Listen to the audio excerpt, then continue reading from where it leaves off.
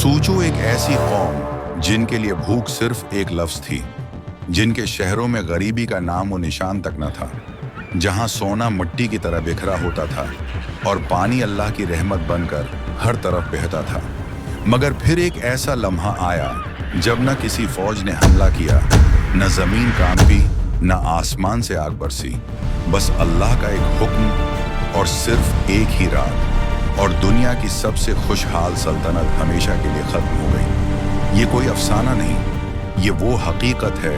कौम सबा अरब के जनूबी इलाके में आज के यमन के करीब आबाद थी, मगर ये कोई आम कौम नहीं थी। ये अपने वक्त की सबसे अमीर और सबसे मुतमईन कौम थी।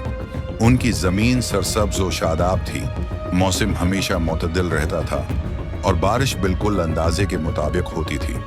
लेकिन इन सब नामतों के पीछे उनकी असल ताकत छिपी हुई थी, मारब का अजीम बंद। ये बंद सिर्फ एक दीवार नहीं था, बल्कि उनकी जिंदगी का सहारा था। इसी बंद से पानी दोनों तरफ फैले बागात तक पहुंचता था।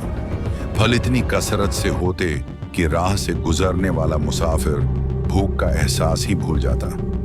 कुरान इस मंजर को यूं बयान करता है, कौम सबा की बस्ती में दाएं और बाएं सरसब्ज बागात थे, और उनसे कहा गया, अपने रब का दिया हुआ रिज्क खाओ और उसका शुक्र अदा करो। ये सिर्फ दौलत नहीं थी, ये अल्लाह की रहमत का पूरा निज़ाम था। शहर साफ सुथरे थे, निज़ाम मुनज़्ज़म था और लोग अमन व सुकून से रहते थे। इसी कौम पर हुकूमत करती थी मलका बल्कीस, एक अक्लमंद, बहकमत और ताकतूर हुक्मरान। इसकी सल्तनत इतनी मशहूर हुई कि उसका जिक्र अल्लाह के नबी हज़रत सुलेमान तक जा पहुंचा।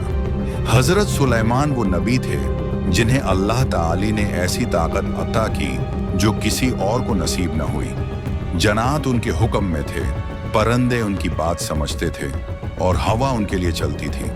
उन्होंने बल्कीस को एक पैगाम भेजा, अल्लाह के नाम से शुरू होने वाला पैगाम, जिसमें सिर्फ एक बात थी, अल्लाह के आगे झुक जाओ।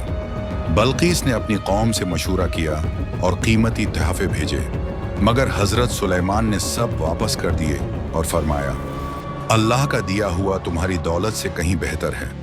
यहीं बल्कीस समझ गई कि ये कोई आम बादशाह नहीं। वो खुद हज़रत सुलेमान के पास आई। जब उसने शीशे के महल में कदम रखा तो पानी समझकर अपने कपड़े उठा लिए। तब उसे हकीकत का एहसास हुआ। उसने कहा, ऐ मेरे रब, मैं गलती पर थी, अब मैं सिर्फ अल्लाह पर ईमान लाती हूँ। रवायात के मुताबिक उसके बाद कौम सबा ने भी हक को कबूल कर लिया।